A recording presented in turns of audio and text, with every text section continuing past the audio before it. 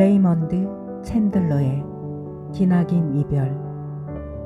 여러분의 구독과 좋아요에 힘입어 이어서 낭독을 해드리겠습니다. 저녁에 교대한 간수는 투실투실한 어깨에 덩치가 큰 금발로 친근하게 웃는 남자였다. 오래전부터 동정심과 분노 양쪽 다 견뎌온 듯한 중년 사내였다. 그는 8시간을 편안하게 보내기를 바랐고 마치 자기 동네에서는 모든 일이 잘 풀려나간다는 듯한 태도였다. 그가 내 감방문을 열었다. 면회야, 지방검사 사무실에서 나왔다는데 안 자고 있었나? 나한테는 약간 이른 시간이군. 지금 몇 시요? 10시 15분. 그는 문간에 서서 감방을 훑어보았다. 아래층 침대에 담요를 한 장 깔고 다른 담요를 접어서 베개 대용으로 쓰고 있었다. 쓰레기통에는 쓰던 종이 수건 2장이 들어있었고 세면대 가장자리에는 작은 두루마리 휴지가 놓여 있었다. 그는 됐다는 듯 고개를 끄덕였다. 여기 개인 소지품은 있나? 나뿐이요. 그는 감방문을 열어둔 채로 나갔다. 우리는 조용한 복도를 걸어 엘리베이터를 타고 접수대까지 내려갔다. 회색 양복을 입은 뚱뚱한 남자가 접수대 옆에 서서 옥수수 파이프를 물고 있었다. 손톱은 더러웠고 몸에서는 냄새가 났다. 지방검사 사무실에서 놓은 스프링클린이요. 그는 투박한 목소리로 말했다. 그랜트 씨가 위층에서 좀 보자는군. 그는 엉덩이 뒤로 손을 갖다 대더니 수갑을 꺼냈다. 크기가 맞나 한번 볼까? 부교도관과 접수개원은 아주 재미있다는 듯 그를 보며 희죽 웃었다. 무슨 일이야? 스프랭크, 그 친구가 엘리베이터에서 자네를 덮치기라도 할까봐 겁나나? 말썽이 일어나는 게 싫을 뿐이야. 그는 어르렁거렸다. 수감자가 도망간 적도 있었다고. 그래서 된통 깨졌지. 자, 가자고. 접수개원은 그에게 서류를 내밀었고 그는 사인을 휘갈겼다. 괜히 위험을 무릅쓸 필요는 없지. 그는 말했다. 이런 동네에서는 어떤 일에 부딪힐지 전혀 알 수 없는 노릇이거든. 순찰 경관이 귀에서 피를 질질 흘리는 술주정뱅이를 끌고 들어왔다. 우리는 엘리베이터 쪽으로 갔다. 당신 큰일 났어. 스프랭클린이 엘리베이터 안에서 말했다. 이만저만 큰일 난 게 아니라고. 그는 그 사실에 막연하게 만족을 느끼는 듯했다. 이 동네에서는 가지가지 공경에 빠져들 수 있거든. 엘리베이터 운전수가 고개를 돌리더니 나를 보고 한쪽 눈을 찡긋했다. 나는 싱긋 웃었다. 당신 허튼 짓 하지 마. 스프랭클린이 엄하게 말했다. 사람을 쏜 적도 있어. 도망치려고 했던 녀석을. 그 때문에 된통 깨졌지만. 놓쳐도 깨지고 잡아도 깨지는군. 그는 잠깐 그 말의 의미를 생각했다. 그렇지. 그가 말했다. 어쨌거나 깨지게 되어 있어. 여긴 험한 동네라서 존경심이라고는 없다니까. 우리는 나가서 이중문을 지나 지방검사 사무실로 들어섰다. 전화 교환대는 밤인데도 플러그를 꽂아 놓았으나 근무자는 없었다. 대기석에는 아무도 없었다. 사무실 도어에는 불이 켜져 있었다. 스프랭클린은 작은 전등이 켜진 방문을 열었다. 책상과 서류함, 딱딱한 의자가 한둘 있었고 땅딸막한 체격에 눈이 멍청해 보이는 남자가 있었다. 얼굴은 불그스레했고 책상 서랍 속에 뭔가 밀어넣고 있던 참이었다. 녹화할 줄 모르나? 그는 스프랭클린을 보고 호통을 쳤다. 죄송합니다, 그랜트 씨.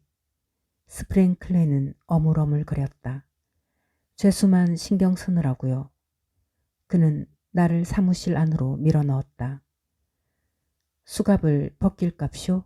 그랜츠 씨. 애당초 뭐하러 채웠는지 모르겠군. 그랜츠 씨는 신랄하게 말했다. 그는 스프랭클린이 내 수갑을 푸는 것을 지켜보고 있었다. 스프랭클린은 자몽 크기만한 열쇠 꾸러미를 가지고 있었는데 맞는 열쇠를 찾느라 애 좀 먹었다. 됐어. 나가 있어. 그랜츠가 말했다. 다시 데려가야 하니까 밖에서 기다려. 저 이제 근무 시간 끝났는데요. 내가 끝났다고 해야 끝나는 거야. 스프랭클린은 얼굴이 빨개지더니 뚱뚱한 엉덩이를 문 밖으로 내밀었다. 그랜츠는 노발대발해서 그의 뒷모습을 바라보다가 문이 닫히자 그 표정 그대로 나를 바라보았다.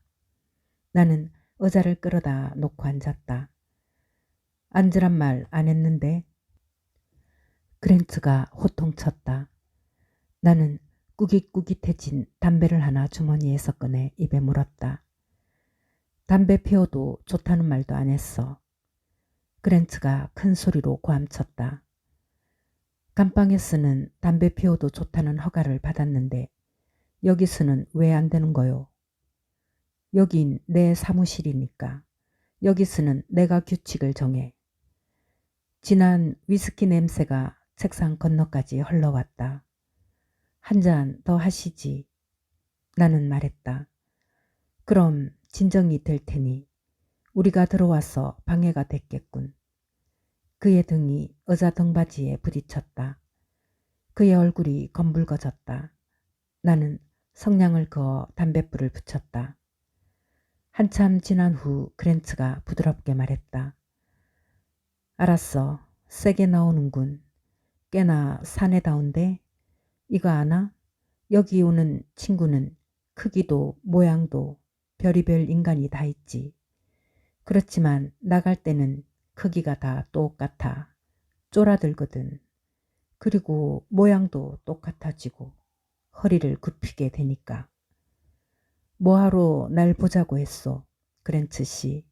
그리고 그 술병을 건드리고 싶거들랑 나 신경 쓰지 말고 마셔요. 나도 피곤하거나 초조하거나 괴로워할 때면 한 잔 들이키곤 하니까. 현재 곤란에 처해 있다고 해서 그다지 압박받는 것 같지는 않군. 별로 곤란에 처한 것 같진 않은데. 두고 보자고. 어쨌든 당신한테 상세한 진술서를 받아야겠어. 그는 책상 옆 작은 탁자 위에 놓은 녹음기 쪽으로 손가락을 까딱해 보였다. 이제부터 진술서를 받아놨다가 내일 받아 적게 할 거야.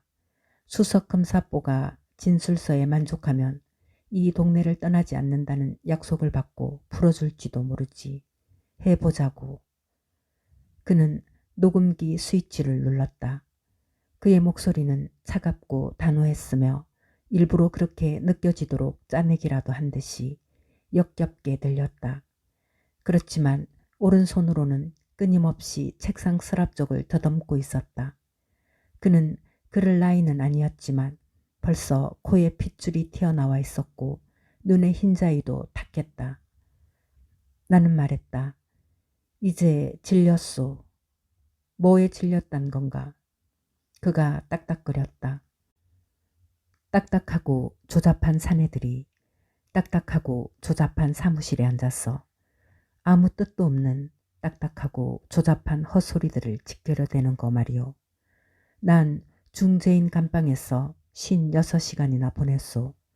날 괴롭히는 사람도 없었고 자기 힘을 보여주려는 사람도 없었지. 그럴 필요가 없었으니까. 필요하면 언제든지 취조할 수 있었는데 왜 거기 처박아 두었던 거요? 아, 혐의를 받고 있지. 그럼 대체 이 빌어먹을 법 체제 안에서는 어떤 경찰이 하는 어떤 질문에 대답 좀 안 했다고 해서 중재인 감방에 쳐넣어도 되나? 증거가 뭐가 있길래? 메모판에 적힌 전화번호뿐이었어. 그럼 나를 가둬서 뭘 증명하려고 한 거요? 자기가 그럴 힘이 있다는 거 말고는 개뿔 하나도 없었지. 지금 당신도 똑같은 꼴이야. 사무실이라고 부르는 이 담배 상자 안에서 당신 힘이 어느 정도나 되는지 나한테 느끼게 해주려고 하고 있는 거지. 애나 보면 딱 좋을 친구들을 잔뜩 겁을 줘서 이 한밤에 나를 데리고 오라고 보내고 56시간 동안 혼자 앉아서 생각이나 하고 있다 보면 내 머리가 진이 다 빠질 거라고 생각했겠지.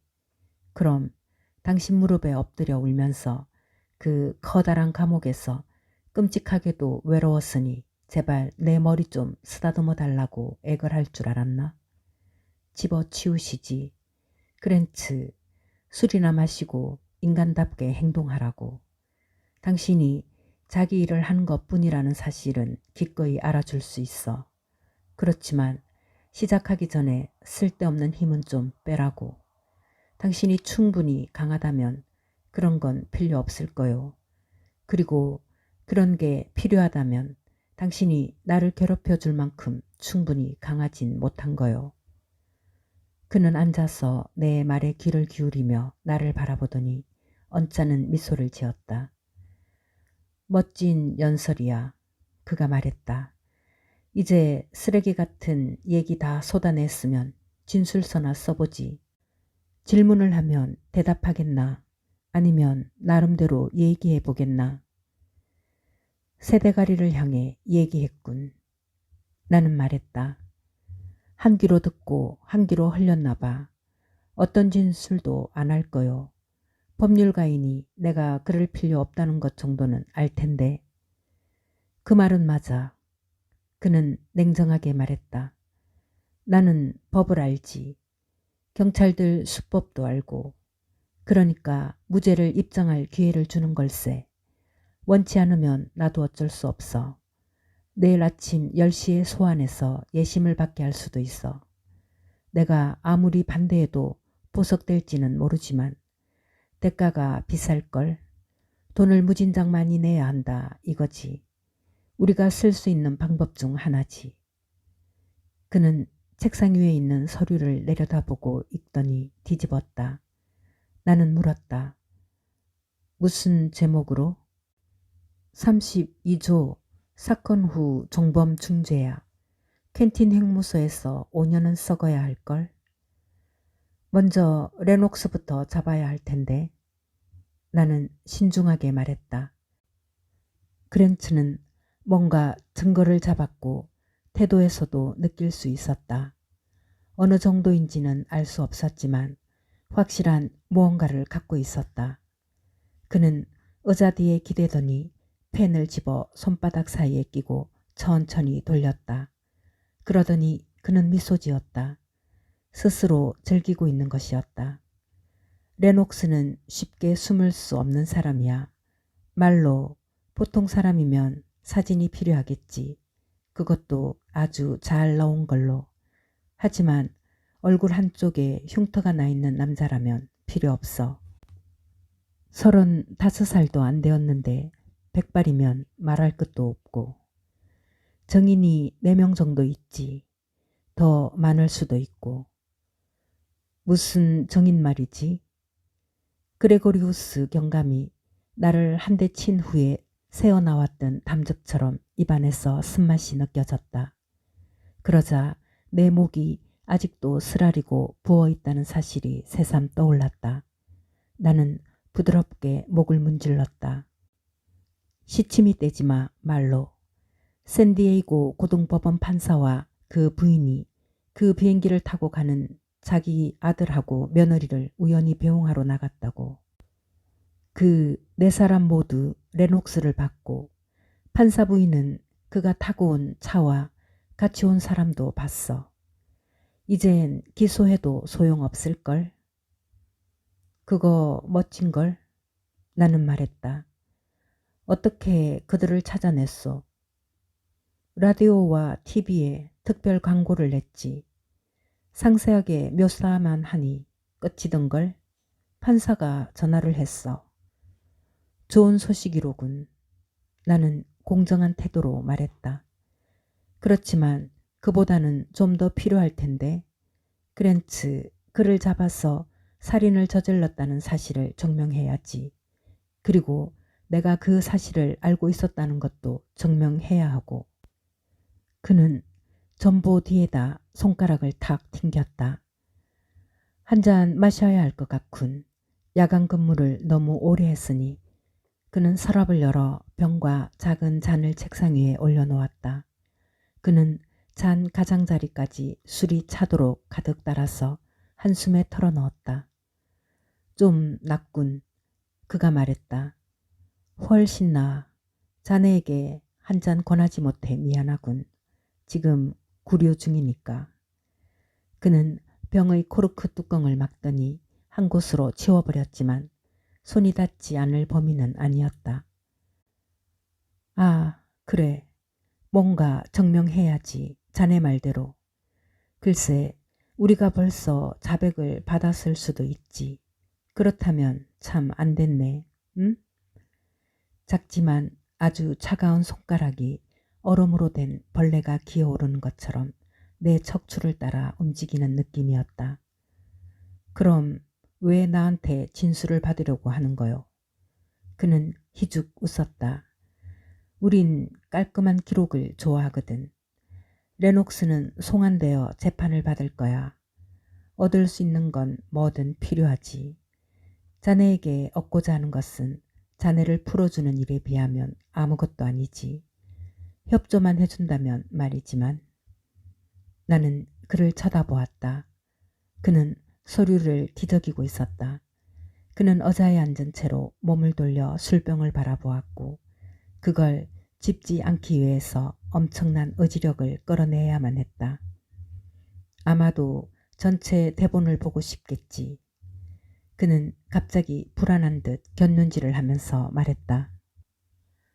그럼 똑똑한 친구니까 내가 장난치는 게 아니라는 걸 보여줘야겠지. 여기 있네.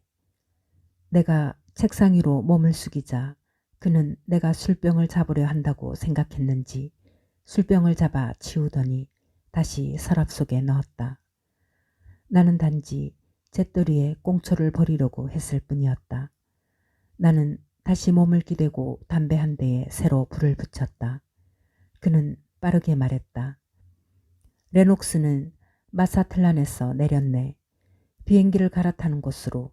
인구가 3만 5천 명쯤 되는 마을이야.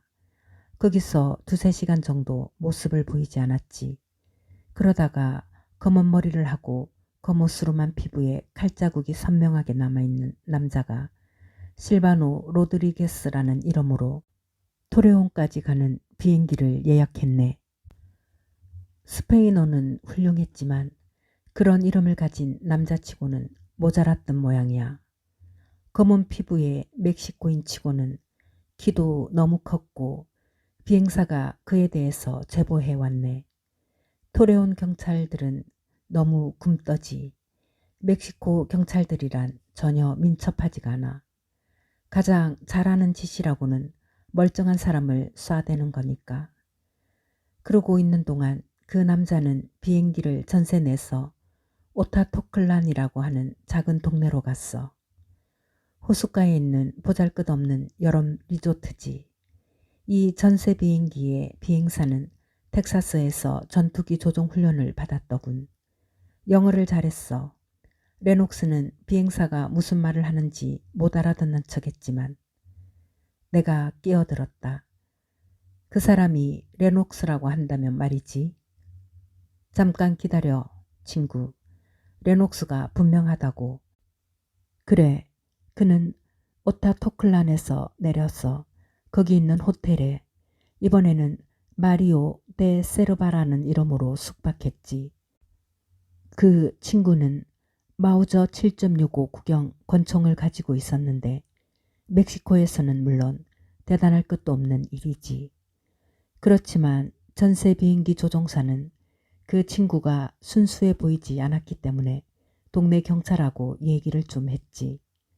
거기 경찰들은 레녹스를 감시했어. 멕시코 시티로 확인을 요청한 다음에 호텔로 진입했지. 그랜트는 자를 하나 집어들고 쭉 훑어보았다.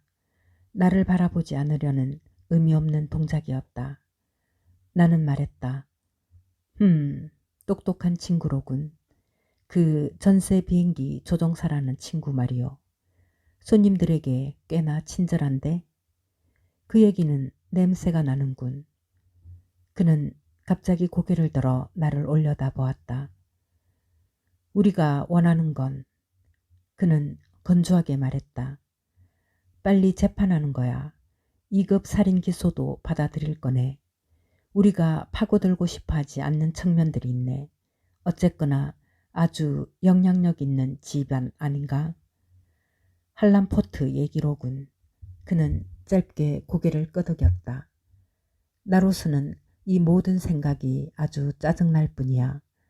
스프링어야 이 일로 출세할지도 모르지만 모든 요소를 다 갖추고 있잖나. 섹스 스캔들, 돈, 아름답지만 부정한 아내, 부상을 입은 전쟁 영웅 남편. 내 생각에는 그 흉터가 전쟁에서 생긴 것 같은데 빌어먹을 몇 주 동안이나 신문 일면을 장식할 만한 얘기지. 이 나라에 있는 쓰레기 신문이라면 모두 좋다고 덤빌 걸세. 그러니 이 얘기가 빨리 지나가도록 없애버릴 수밖에. 그는 어깨를 으쓱했다. 좋아. 위에서 그런 식으로 처리하기만 원한다면 마음대로 하라지. 이제 진술서는 받을 수 있겠나? 그는 앞에 불이 켜져 있는 채로 계속 부드럽게 웅웅거리고 있던 녹음기 쪽으로 몸을 돌렸다. 그거 끝이지. 나는 말했다. 그는 몸을 획 돌리더니 심술궂은 표정을 지었다. 감옥이 마음에 드나 보군. 그렇게 나쁘진 않던데. 훌륭한 사람을 만날 수는 없지만 그런 양반들 누가 만나보고 싶다고 했나? 똑똑하게 굴어 그랜츠. 나를 밀고자로 만들려고 하고 있군. 나는 고집이 세거나 감상적인지는 모르지만 또한 현실적인 사람이라고. 당신이 사립탐정을 고용해야 할 일이 생겼다고 치자고. 그래. 그런 생각은 하기도 싫겠지. 그렇지만 그 방법이 유일하게 빠져나갈 수 있는 길이라고 치자고. 그럼 자기 친구를 밀고 한 탐정을 쓸 건가? 그는 정오를 담아 나를 응시했다. 또한 중요한 점이 두어 개는 더 있지. 레녹스의 탈출 계획이 너무나 지나치게 투명하다는 생각은 안 들었나? 그가 잡히고 싶었다면 뭐하러 그런 고생을 다 물없었을까? 잡히고 싶지 않았다면 적어도 멕시코에서 멕시코인으로 분장하지는 않을 만큼 머리는 써야 하지 않았을까? 무슨 얘기를 하고 싶은 거야? 그랜츠는 이제 나를 향해 어르렁거리고 있었다. 하고 싶은 얘기는 당신이 꾸며낸 얘기로 나를 속였을 수도 있다는 거지. 머리를 염색한 로드리게스란 사람은 없을 수도 있고 오타 토클란에는 마리오 데 세르바라는 사람도 없을 수도 있으며 당신은 검은 수염 해적단이 어디다 보물을 숨겼는지 모르는 것처럼 레녹스가 지금 어디 있는지를 모를 수도 있단 얘기지. 그는 다시 술병을 꺼내더니 술을 한 잔 따라 먼저처럼 단숨에 들이켰다. 그는 천천히 긴장을 풀더니 의자에 앉은 채로 몸을 돌려 녹음기를 껐다. 자네를 재판에 해부했으면 좋겠군. 그는 이를 갈면서 말했다. 나는 자네같이 잘난 척하는 인간들을 깨워주는 것을 좋아하거든. 이번 건은 아주 오래오래 자네를 따라다니게 될 거야. 애송이 그럴 때도 밥 먹을 때도 잠을 잘 때도 따라다니겠지. 언젠가 선을 넘었으면 그 핑계를 잡았어 자네를 끝장내 줄 거야. 지금 당장에는 내 속을 뒤집어 놓을 일을 해야만 하지만. 그는 책상 위에 손을 올려놓고 엎어놓은 서류를 끌어당겨 뒤집은 뒤 서명했다. 언제나 사람들이 자기 이름을 쓸 때는 잘 알아볼 수 있다. 움직임이 독특하기 때문이다. 그런 다음 그는 일어서서 책상 주위를 돌아 나오더니 구두상자 같은 사무실 문을 획 열고는 스프링클랜을 소리쳐 불렀다. 뚱뚱한 남자가 몸에서 냄새를 풀풀 풍기면서 들어왔다. 그랜츠는 그에게 서류를 주었다. 방금 자네의 석방 명령서에 서명했어. 그가 말했다. 나는 공무원이라 때로는 불쾌한 일도 수행해야 하지. 내가 왜 서명했는지 알고 싶은가? 나는 일었었다. 말하고 싶다면 레녹스 건은 종결되었기 때문이야. 선생, 레녹스 건이라는 것 자체가 없어. 오늘 오후에 자백스를 상세히 써놓고 총으로 자살했어. 오타토 클란에서 내가 말한 대로. 나는 그 자리에 서서 허공만 바라보았다. 곁눈으로 보니 그랜츠는 내가 마치 자기를 한 대 칠 것이라 예상하듯 천천히 뒤로 물러서고 있었다. 내가 그 순간 꽤나 험악한 표정을 하고 있었던 것임에 틀림없다. 그 다음 그는 다시 책상 뒤로 돌아갔고 스프랭클린은 내 팔을 잡았다. 자, 나갑시다. 그는 징징대는 듯한 목소리로 말했다. 사람이라면 가끔은 집에서 자고 싶어하는 법이라고. 나는 그와 함께 밖으로 나가면서 문을 닫았다. 나는 마치 누군가가 막 죽은 방을 떠나는 것처럼 조용히 문을 닫았다. 나는 내 개인 물품 보관증 사본을 꺼내서 제출하고 원본에 확인 서명을 해주었다. 나는 소지품들을 다시 주머니에 넣었다. 어떤 남자가 접수대 끝에 아무렇게나 몸을 기대고 있다가 내가 돌아서자 일어나 내게 말을 걸었다. 190cm도 넘는 큰 키였으나 꼬챙이처럼 마른 남자였다. 집까지 태워다 줄까요? 어두침침한 불빛 속에서는 건널걷고 피곤하며 냉소적으로 보이는 사람이었지만 사기꾼 같지는 않았다. 얼마면 됩니까? 공짜로 해드리죠. 나는 저널지의 로니 모근입니다. 지금 퇴근하던 중이거든요. 아, 경찰 출입 기자시로군. 이번 주만이죠. 내 담당 구역은 주로 시청입니다. 우리는 건물 밖으로 걸어나가 주차장에 있는 그의 차를 찾아갔다. 나는 하늘을 올려다보았다. 하늘에는 별이 총총했지만 주변이 너무 환했다. 시원하고 쾌적한 밤이었다. 나는 숨을 들이마셨다. 그러고 나서 그의 차에 올라타자 그는 차를 출발시켰다. 나는 저기 로렐 캐년에 삽니다. 아무 곳에나 내려줘요. 경찰은 사람들을 차에 태워서 끌고 오죠. 그가 말했다. 그렇지만 갈 때는 어떻게 가든지 걱정하지 않는다니까요. 이 사건은 아주 흥미가 있어요. 약간 불쾌한 방식으로. 사건이랄 게 없어 보이던데. 나는 말했다. 테리 레녹스는 오늘 오후에 자살했습니다. 그렇다고 경찰이 말하더군요. 경찰은 그런 식으로 말합디다. 아주 편리하군요. 로니 모그는 앞을 내다보며 말했다. 그의 차는 조용한 거리를 조용히 스쳐갔다. 그렇게 하면 벽을 치는데 도움이 되죠. 무슨 벽? 누군가 레녹스 사건을 두고 벽을 치고 있어요. 말로 그 정도는 알 만큼 영민한 분이지 않습니까? 그렇죠. 사건이 점점 끝을 가늠할 수 없는 연극처럼 되어가고 있어요. 지방검사는 오늘 밤 이 동네를 떠나 워싱턴으로 갈 겁니다. 무슨 회의가 있다나요? 그 사람은 몇 년씩이나 누려왔던 유명세보다도 더 달콤한 인기를 얻을 수 있는 일에서 스스로 빠져나왔어요. 왜겠습니까? 나한테 물어봤자 소용없어요. 나는 차디찬 감방에 들어가 있었으니까. 누군가 그럴 가치가 있도록 해주었겠죠. 그런 이유 때문입니다. 돈다발 같은 조잡한 얘기를 하고 있는 게 아니에요. 누군가 그에게 중요한 뭔가를 약속했고 이 건과 관련해서 그런 일을 할 만한 위치에 있는 사람이라고는 한 명밖에 없죠.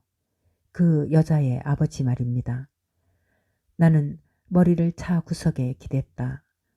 별로 그럴듯하게 들리진 않는데. 나는 말했다. 언론은 어떻게 됐죠? 할란 포터가 신문사 몇 개를 소유하고는 있지만 경쟁지는 어떻게 된 거요?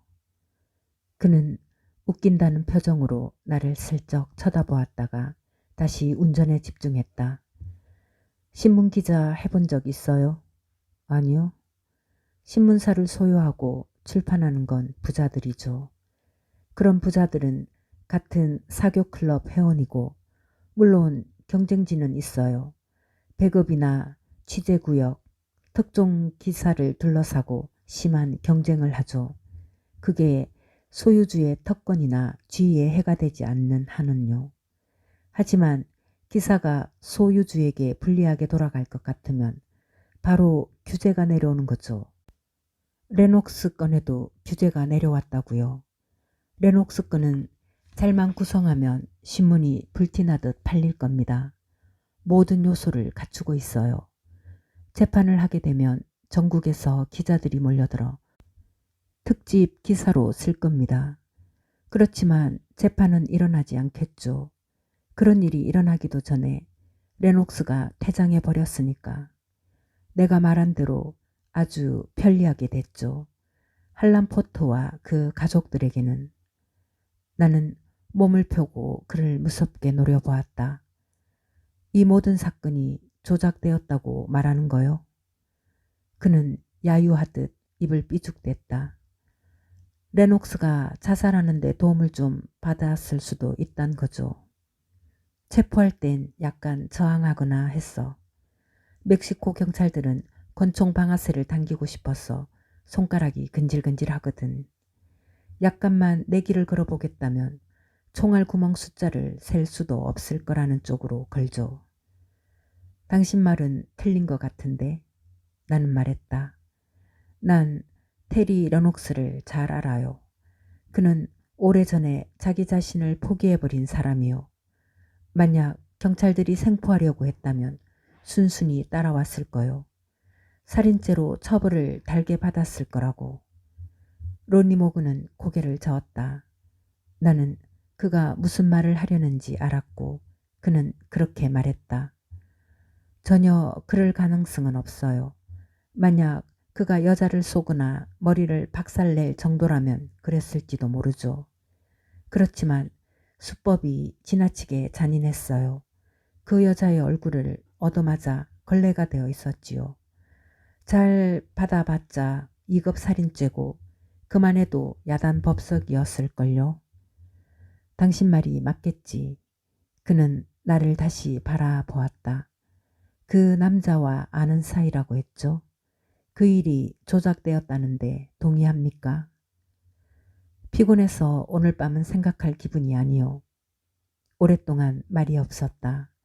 그러더니 로니 모그는 조용히 말했다. 내가 거지 같은 신문 기자가 아니고 정말로 똑똑한 사람이었다면 그가 여자를 죽이지 않았을지도 모른다고 생각했을 거요.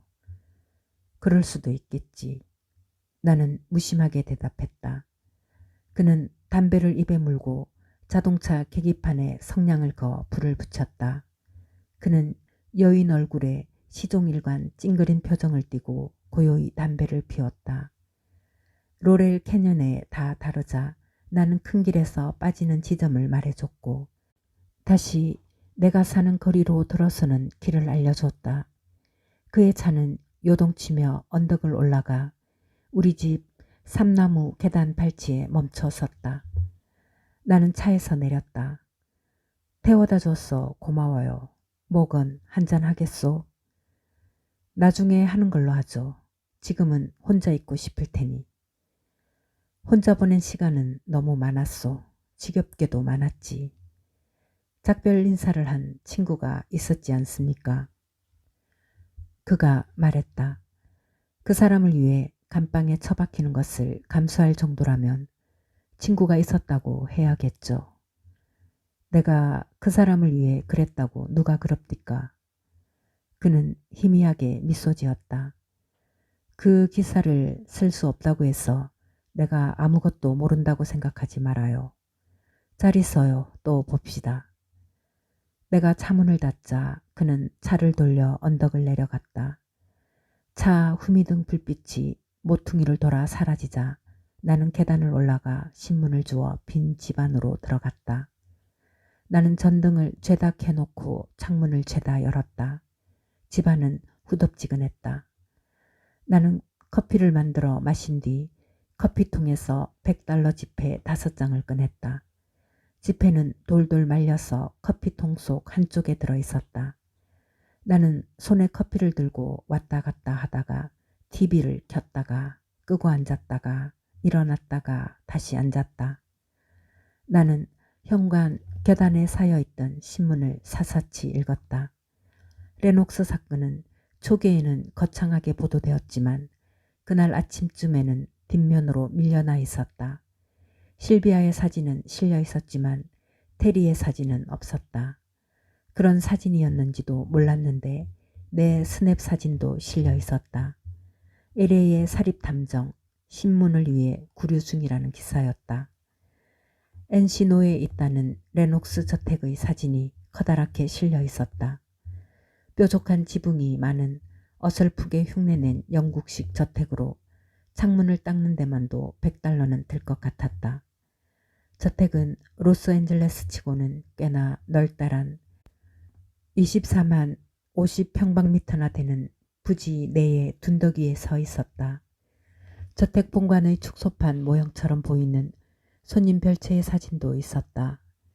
나무 울타리가 별채를 에워싸고 있었다. 2장 모두 먼 곳에서 찍어서 확대한 다음 가장자리를 잘라낸 것이 분명했다. 신문에서 말하는 소위 죽음의 방 사진은 없었다. 나는 이 모든 것들을 이전에 감옥에서도 보았지만 기사를 읽고 나서 다시 한번 살펴보았다. 부유하고 아름다운 여자가 살해당했고 언론은 철저히 차단당했다는 것 말고는 아무것도 알 수 없었다. 그러니 아마 사건에 대한 압력은 아주 일찌감치 내려왔을 터였다. 범죄 전담 기자들은 이를 득득 갈았겠지만 소용없는 일이었다.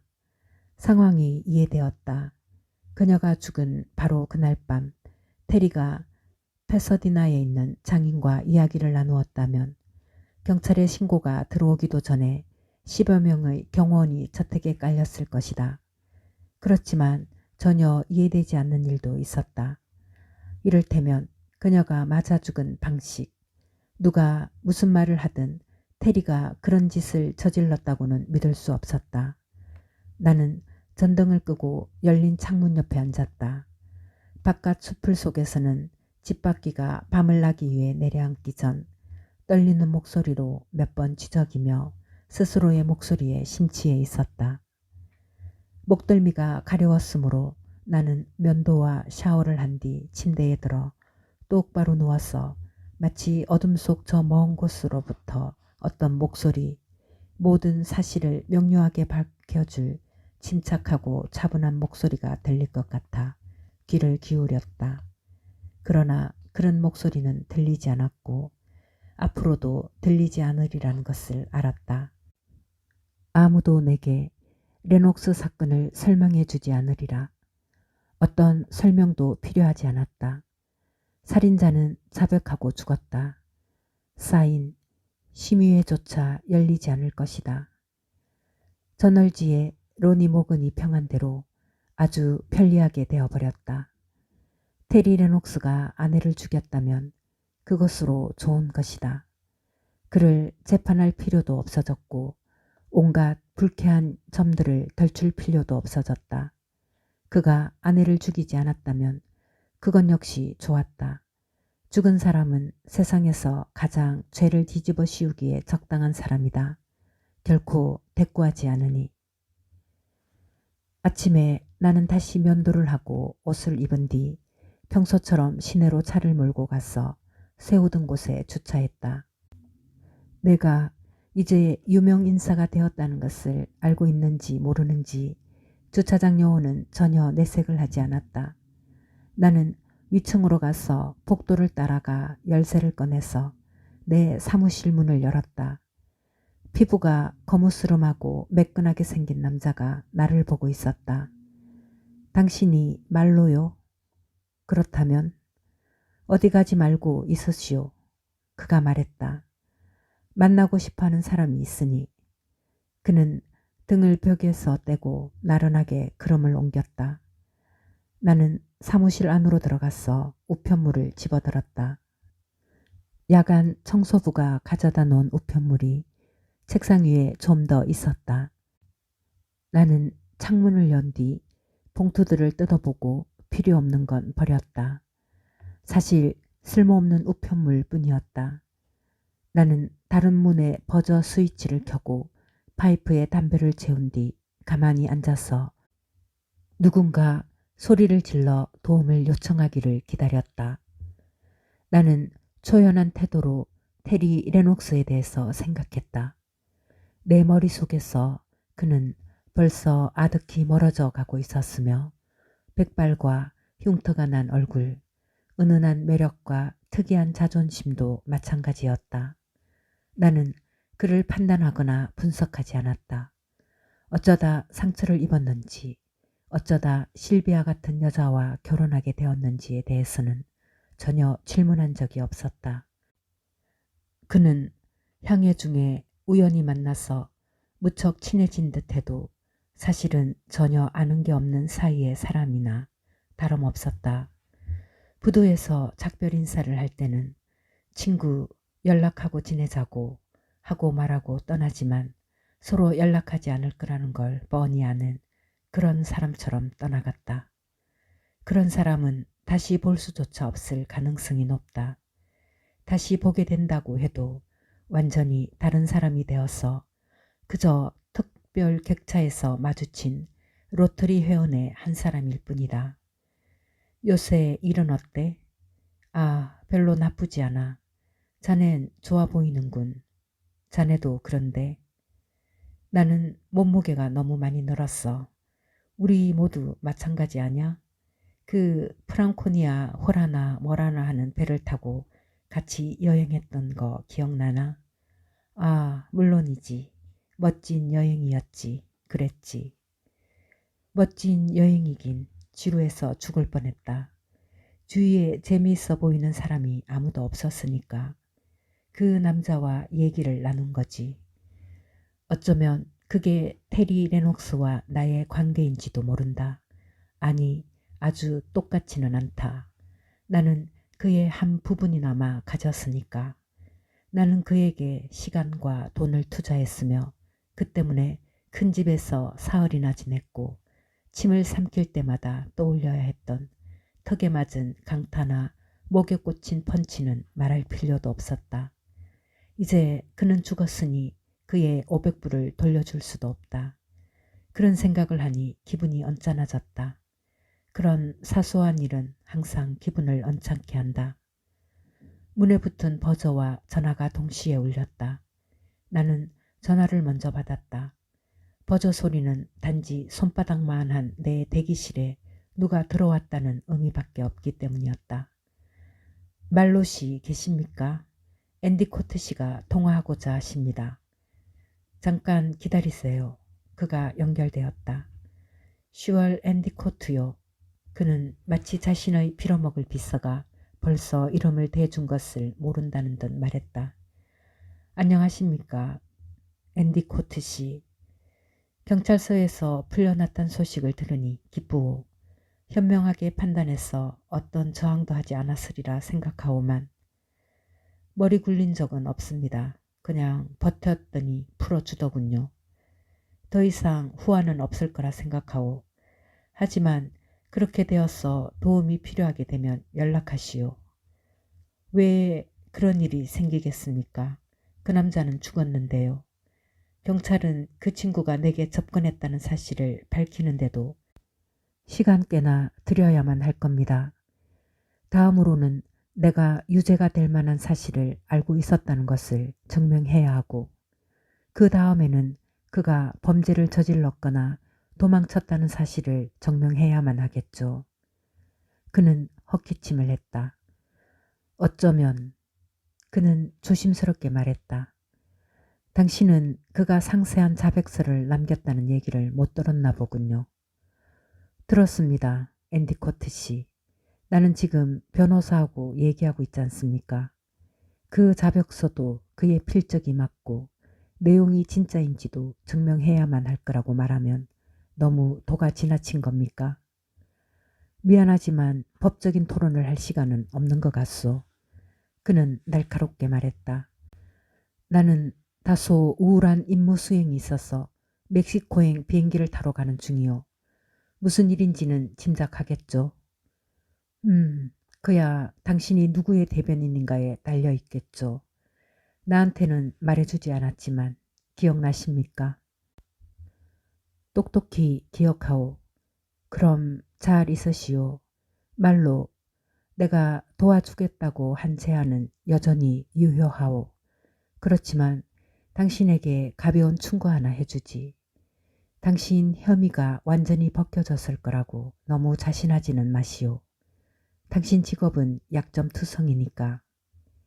그는 전화를 끊었다. 나는 수화기를 조심스럽게 전화 위에 올려놓았다. 나는 못마땅한 표정을 지으며 전화기에 손을 댄 채로 잠시 앉아 있었다. 그러고 나서는 나는 못마땅한 표정을 얼굴에서 지워버리고는 일어나서 대기실로 향하는 중간문을 열었다. 한 남자가 창문 옆에 앉아서 잡지를 들추고 있었다. 그는 거의 눈에 띄지 않는 연청색 체크 무늬의 청회색 양복을 입고 있었다. 꼬아 앉은 다리에는 두 군데 구멍으로 끈을 내어 묶는 목화신 모양의 검은 구두를 신고 있었다. 산책용 신발처럼 편안해 보였으며 한 블록만 걸어도 양말이 닳아버리는 그런 종류의 구두가 아니었다. 하얀 손수건은 네모 반듯하게 접혀 있었으며 그 뒤로 선글라스의 끝부분이 보였다.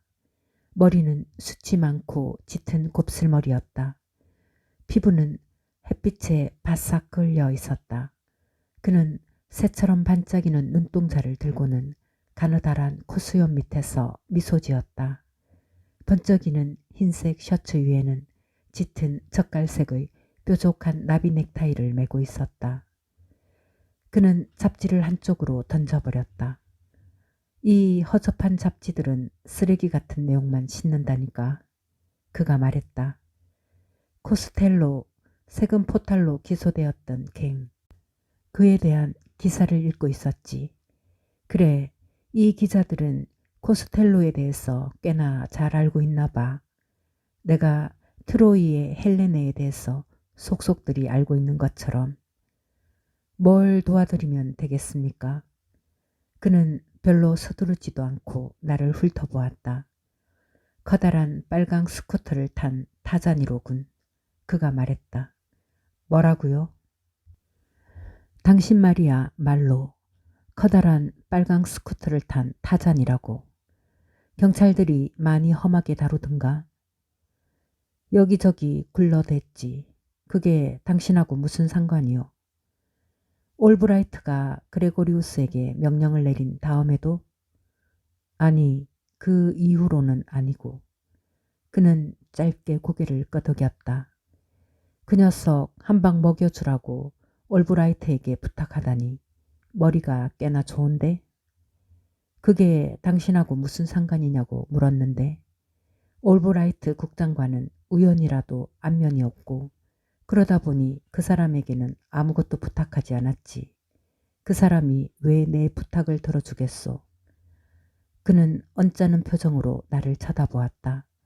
그는 표범처럼 우아한 태도로 천천히 일어났다. 그는 방을 가로질러 가서 내 사무실을 들여다보았다. 그는 내 쪽으로 머리를 살짝 흔들어 보이고는 안으로 들어갔다. 그는 어디에 있든 자기가 주인인 양 행세하는 남자였다. 나는 그의 뒤를 따라 안으로 들어가서 문을 닫았다. 그는 흥미롭다는 듯 책상 옆에 서서 주위를 둘러보았다. 369만 그가 말했다. 영 3류밖에 안 되는 인간이라고. 나는 책상 뒤로 가서 기다렸다. 한 달에 얼마나 버나 말로. 나는 그 말을 무시하고 파이프에 불을 붙였다. 기껏 해봤자 $750 정도겠지. 그가 말했다. 나는 타버린 성냥을 재떨이에 던져놓고 담배만 뻐끔거렸다. 당신은 겁쟁이야말로. 하찮은 사기꾼이지. 너무 하찮아서 자네를 들여다보려면 돋보기가 필요하겠어. 나는 아무 말도 하지 않았다. 싸구려 감정이나 갖고 있는 인간이지. 모두가 싸구려야. 어떤 남자와 친구로 사귀고 술 몇 잔하고 농담 몇 마디 짓거리고 그 친구가 상황이 안 좋으면 돈 좀 찔러 넣어주고 그렇게 그 친구에게 푹 넘어가는 거지. 프랭크 메리웰 소설을 읽는 초등학생처럼 말이야. 배짱도 없고 머리도 없고 연줄도 없고 세련된 맛도 없으니 잔뜩 허세를 부리고 앉아서 사람들이 눈물을 짜내며 신세 타령이라도 해주길 바라는 거지. 커다란 빨강 스쿠터를 탄 타잔이라니까. 그는 피곤한 듯 미소를 살짝 지었다. 내 보기에 당신은 한 푼 값어치도 없는 인간이야. 그는 책상 위에 몸을 숙이고 아무렇지도 않게 경멸해하는 태도로 나를 다치게 할 마음은 없다는 듯 여전히 미소를 얼굴에 살짝 띈 채 내 얼굴을 손등으로 찰싹 때렸다. 그래도 내가 움직이지 않자 천천히 앉아 책상에서 한쪽 팔꿈치를 올려놓고 갈색 손으로 갈색 턱을 받쳤다. 새처럼 맑은 눈은 반짝이고 있을 뿐 아무런 표정도 담지 않고 나를 쳐다봤다. 내가 누군지 알아? 좀팽이. 내 이름은 메넨데스. 당신 부하들은 맨디라고 부르고 선셋 스트립서에서 활동하고 있다지. 그래, 어쩌다 내가 그런 거물이 된 줄 아나? 모르겠는데 아마 멕시코인 유곽에서 뚜쟁이부터 시작했겠지. 그는 황금 담뱃값을 주머니에서 꺼내서 황금 라이터로 갈색 담배에 불을 붙였다. 그는 매운 담배 연기를 불어내고 고개를 끄덕였다. 그는 황금 담뱃갑을 책상 위에 올려놓고 손가락 끝으로 어루만졌다. 난 거물급 악한이야 말로. 돈을 쓸어 담지. 내가 짜낼 수 있는 녀석들을 짜냈어. 한몫 챙기기 위해서는 짜낼 수 있는 녀석들을 짜냈어. 많은 돈을 버는 수밖에 없거든. 벨에어에는 9만 불짜리 집이 있고 그 집을 수리하는 데만도 벌써 그보다 많은 돈을 썼어. 밝은 금발의 사랑스러운 마누라에 저기 동부 어디 사립학교에 다니는 애들이 둘 있지. 내 마누라는 보석만도 15만 불어치가 있고 모피 코트나 옷에도 한 7만 5천 불 정도는 섰을 거야. 내 뒤를 따라다니는 저 원숭이 녀석 빼고도 집에서 하녀가 둘, 요리사, 운전기사가 있어. 난 가는 곳마다 대접받지. 항상 최고만 차지해. 가장 좋은 음식, 가장 좋은 술, 가장 좋은 호텔, 스위트룸, 플로리다에 별장이 하나 있고 선원이 5명 딸린 요트도 하나 있지. 벤틀리가 한 대, 캐딜락이 둘, 크라이슬러 스테이션 웨건 한 대가 있고 내 아들은 영국산 스포츠카를 타. 2년 정도 지나면 내 딸도 한 대 사줄 작정이고 자네는 뭘 가지고 있나? 별로 많지 않은데? 나는 말했다. 난 오래 했어야 살만한 집을 하나 구했지. 나 혼자서. 여자도 없고 나뿐이지. 거기에다가 여기 지금 보이는 게 있고 은행에 $1200 정도? 채권으로 몇천 달러 가지고 있을까? 그 정도면 질문에 대답이 되겠나? 한 건에서 가장 돈을 많이 받아본 건 얼마였나? $850. 이런, 어떻게 그렇게 좀스럽게 사나. 이제 헛소리는 집어치우고 용건만 말하시지. 그는 반쯤 피우다만 담배를 끄고 즉시 다른 담배에 불을 붙였다. 그는 의자에 뒤로 기댔다. 그는 입을 삐죽이더니 이야기를 시작했다. 우리 셋은 참호에서 식사를 하고 있었어. 지독하게도 추웠고 온 천지가 눈이었지. 우리는 통조림을 먹고 있었어. 차가운 통조림, 식량, 폭격이 약간 있었고 그 다음에는 박격포 공격이 덮쳤지. 우리는 추위로 파랗게 얼어 있었어. 파랗게. 랜디 스타와 나와 이 테리 레녹스 말이야. 박격포탄이 우리 한가운데에 바로 떨어지더니 무슨 까닭인지 터지지 않더란 말이지.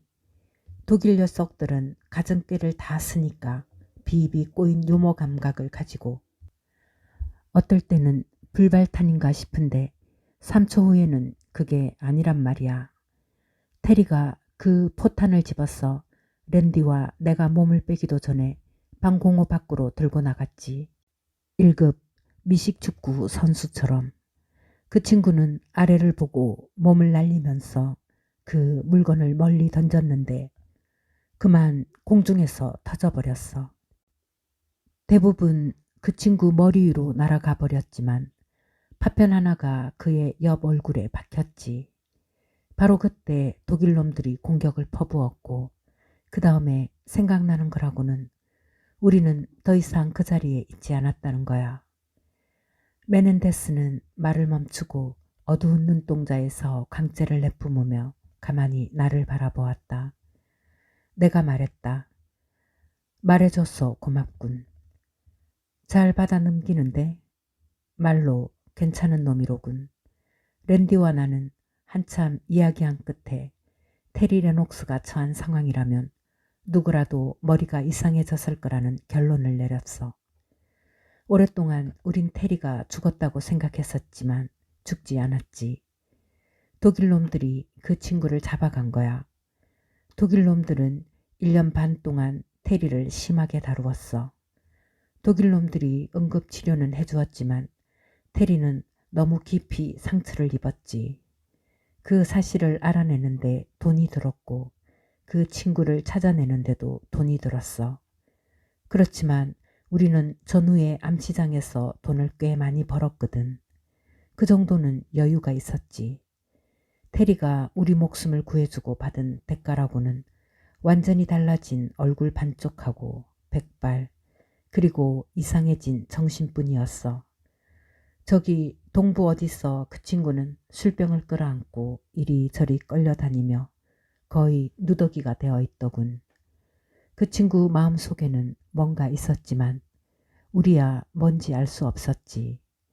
다음으로 알아낸 건 테리가 이 부잣집 아가씨와 결혼해서 출세했다는 거였어. 그 여자랑 이혼한 다음에는 다시 신세가 바닥에 떨어졌지만 다시 결혼했다고 하더니 그 다음엔 여자가 죽어버리더군. 랜디와 나는 그 친구에게 해줄 수 있는 일이 없었네. 라스베이거스에서 잠깐 일했던 직장을 구해준 것 말고는 우리의 도움을 받지 않았네. 그리고 그 친구가 진짜 공경에 빠졌을 때 우리에게 오지 않고 너 같은 좀팽이 탐정에게 갔지. 경찰들이 쉽게 괴롭힐 수 있는 사람 말이야. 그러고 나서 그 친구는 죽어버렸어. 우리에게 작별 인사도 하지 않고 우리에게 빚을 갚을 기회를 주지도 않고 말이야. 멕시코에 있는 내 연주를 이용하면 거기 언제까지나 숨어 있을 수도 있었는데 나는 도박사들이 카드를 섞는 것보다 더 빨리 테리를 이 나라에서 꺼내둘 수 있었다고.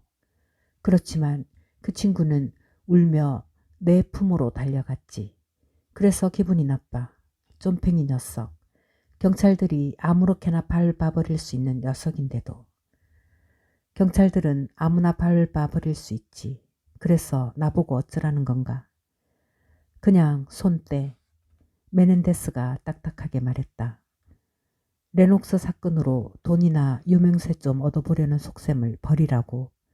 그 사건은 끝났어. 마무리 지어졌다고. 테리는 죽었고 우리는 더 이상 그 친구가 시달리는 꼴을 보고 싶지 않아. 그 친구는 고생할 만큼 했으니까. 감상적인 깡패라. 나는 말했다. 웃겨 죽겠군. 입조심해 존팽아. 입조심하라고. 맨디 메넨데스는 말싸움을 하지 않아. 다만 명령할 뿐이지. 돈 좀 만지고 싶으면 다른 길을 터봐. 알아들었어? 그는 일었었다. 면담은 끝났다. 그는 장갑을 집었다. 눈처럼 하얀 돼지 가죽 장갑이었다. 장갑은 한 번도 끼지 않은 것처럼 보였다. 외모에 꽤나 신경 쓰는 사람이군. 메넨데스 씨는. 그렇지만 그 뒤에는 거친 면모를 감추고 있다는 건가? 유명세 같은 건 얻고 싶지 않아. 나는 말했다. 그리고 아무도 내게 돈을 준 적 없어. 사람들이 왜 무엇 때문에 그러겠나. 농담하지 마 말로. 내가 마음이 상냥해서 감옥에서 사흘이나 보낸 건 아니잖아. 돈을 받았을 거 아냐. 누군지는 말하지 않겠지만 나도 감이 있다고. 그리고 내가 생각하는 쪽은 돈이야 넘치고 넘치지. 레녹스 사건은 끝났고 언제까지나 끝난 채로 남아있을 거야. 설사. 그는 갑자기 말을 딱 끊고 장갑으로 책상 가장자리를 탁 쳤다. 나는 말했다. 설사 테리가 그 여자를 죽이지 않았다 하더라도 말이지. 메넨데스가 놀랐는지는 알 수 없으나 겉으로 노트름한 반응은 주말에 해치워버린 결혼식 반지에 씌운 금만큼이나 희미한 것이었다. 나도 그것만은 너와 같은 생각을 하고 싶어, 존팽이. 그렇지만 그건 말이 되지 않지. 허나 말이 된다고 해도 테리가 일이 이렇게 되기를 바랐다면 그냥 그대로 남겨둬야지. 나는 아무 말도 하지 않았다. 잠시 후 그는 천천히 희죽 웃었다. 커다란 빨강 스쿠터를 탄 타잔이야. 그는 천천히 말했다. 터프가이란 말이지. 나를 여기로 들여보내서 자기를 완전히 깔아뭉개도록 내버려 두고는 동전 몇 푼이면 살 수 있고 누구에게나 쉽게 밟히는 남자야. 돈도 없고 가족도 없고 전망도 없고 아무것도 없지. 존팽이 잘 있게. 나는 턱을 꽉 담은 채 가만히 앉아 책상 모서리에 놓인 그의 황금 담뱃갑에서 흐르는 빛을 바라보았다. 나이 들고 지친 느낌이 들었다. 나는 천천히 일어나서 담뱃값을 집었다. 이걸 잊었군. 나는 책상 뒤로 돌아가며 말했다. 그런 건 반다스나 있어. 그는 비웃었다. 나는 그의 곁에 다가서서 담뱃값을 내밀었다. 그는 무심히 담뱃값을 향해 손을 내밀었다. 이런 거 반다스는 어때? 나는 이렇게 물으며 있는 힘껏 그의 배 한복판을 쳤다. 그는 신음소리를 내며 몸을 굽혔다. 담뱃갑이 바닥에 떨어졌다. 그는 벽에 기대었고 경련을 일으키는 것처럼 손을 앞뒤로 휘저었다. 그는 애써 허파에서부터 숨을 내쉬었다. 그는 땀을 흘리고 있었다. 아주 천천히 그리고 아주 극심한 노력을 통해서 그는 몸을 쭉 폈고 우리는 서로의 눈을 마주보고 있었다. 나는 손을 뻗어 손가락으로 그의 턱뼈를 따라 쓰다듬었다. 그는 가만히 있었다. 마침내 그는 갈색 얼굴에 애써 미소를 띄웠다. 그는 말했다. 이런 성깔이 있는 줄은 몰랐는걸. 다음에는 총을 가지고 와. 아니면 나를 존팽이라고 부르지 말든가. 총을 지닌 녀석을 데리고 왔지. 그럼 그 친구를 옆에 두든가. 필요하게 될 테니까. 화를 돋우기가 어려운 놈이군. 말로. 나는 발로 황금 담뱃갑을 한쪽으로 밀어버리고 몸을 숙여서 주운 뒤 그에게 건네주었다. 그는 받아서 주머니 속에 떨어뜨렸다. 자네를 이해할 수가 없었어. 나는 말했다. 왜 굳이 시간을 내서 여기 와서 내 성질을 긁는 걸까? 그 다음에는 너무 단조로워지는군. 거친 친구들은 다 단조롭거든. 모두 에이스만 있는 카드로 게임을 하는 것처럼. 자넨 모든 것을 가졌지만 또한 아무것도 가지지 못했지. 자네 그냥 거기 앉아서 자기 자신만을 바라보고 있어. 테리가 자네에게 도움을 청하러 가지 않은 것도 당연하지. 그건 창녀에게 돈을 꾸는 것이나 마찬가지일 테니. 그는 두 손가락으로 조심스럽게 배를 눌렀다. 그런 말을 하다니 유감이군 쫌팽이. 한 번에 너무 많이 잘난 척을 하려고 하는데. 그는 문 쪽으로 가더니 문을 열었다. 경호원이 반대편 벽에 기대어 있다가 몸을 쭉 펴고 돌아보았다. 메넨데스는 고개를 까딱했다. 경호원은 사무실로 들어와 섰어 무표정하게 나를 훑어보았다. 이 친구 잘 봐도 칙. 메넨데스가 말했다. 만에 하나 나중에라도 알아볼 수 있게 잘 봐두라고. 조만간 서로 볼 일이 있을지도 모르니까. 벌써 잘 봐뒀습니다, 두목. 미끈한 외모에 피부가 거무스름하고 입을 꽉 다문 남자가 그런 작자들이 선호하는 입을 꽉 다물고 내는 목소리로 말했다. 저런 자식은 별로 힘들 것도 없어요. 저 친구한테 배나 얻어맞지 마. 메넨데스는 쓴 웃음을 지으며 말했다. 오른손 훅이 장난이 아니더라고. 경호원은 단지 나를 보고 비웃기만 했다. 그렇게 가까이 접근하지도 못할걸요. 자, 그럼 잘 있게나 쫌팽이. 메넨데스는 그렇게 말하며 밖으로 나갔다. 또 봅시다. 경호원은 차갑게 말했다. 내 이름은 칙 아고스티노요. 내가 누군지 알고 있겠지. 더러운 신문 쪼가리인 줄 알았네. 얼굴 밟지 않게 미리 알려달라고. 그의 턱 근육이 불룩 튀어나왔다. 그러고 나서 그는 갑자기 몸을 돌려 두목을 따라 나갔다. 기압장치에 의해서 문이 천천히 닫혔다. 그 후 4월 동안은 아무 일도 없었다. 나를 두들겨 패거나 총을 사대거나 전화로 불러내거나 이 일에서 손떼라고 경고하는 사람은 없었다. 집 나간 딸이 바람난 아내, 잃어버린 진주 목걸이, 사라진 유언장을 찾아달라고 하는 사람도 없었다. 나는 단지 우두커니 앉아서 벽만 바라보았다. 레녹스 사건은 일어난 과정만큼이나 순식간에 잠잠해져 버렸다. 약식 4인 심의회가 열렸지만 나는 소환당하지 않았다. 4인 심의회는 사전 고지나 배심원단도 없이 기묘한 시간에 열렸다. 레녹스가 금시관의 관할구역 밖에서 사망했으므로 심의회에서는 실비아 포트 웨스트헤임 디 조르지오 레녹스의 죽음은 남편 테렌스 윌리엄 레녹스의 의도적 살인이었다는 금시관의 소견 발표만이 있었다. 추정컨대 자백서는 녹음기를 통해 낭독된 것 같았다. 추측컨대 금시관들이 만족할 만큼 확정된 내용이었을 것이다. 시체는 매장을 위해 유족들에게 넘겨졌다. 시체는 비행기에 실려 미국으로 운반되어 가족 묘지에 묻혔다. 언론사 기자들은 장례식에 참석할 수 없었다.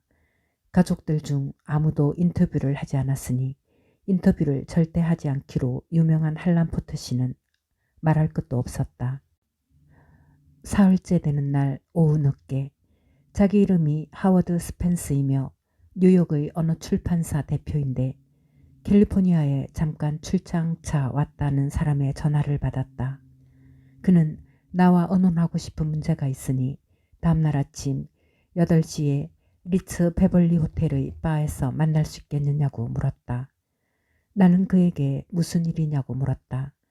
다소 미묘한 일이랐어요. 그가 말했다. 그렇지만 전적으로 윤리에 어긋나지는 않는 일입니다. 합의가 잘 되지 않으면 시간당 보수는 드리겠습니다. 물론.